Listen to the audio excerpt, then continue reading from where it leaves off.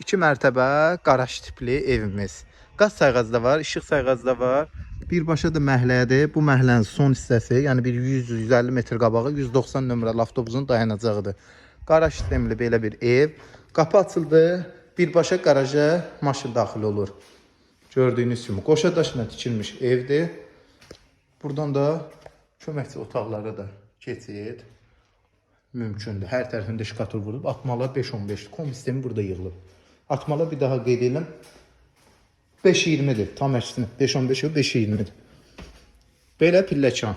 Daxil oluruq. Belə bir koridordur. Sağda 6 metrdən 3 metrəyə zal. Burada 4'ün 3-20. Bir yataq otağı 3 yarımın 3-20'ye.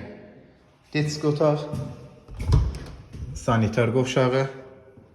Və 3 yarımın 3'ə mətbəximiz.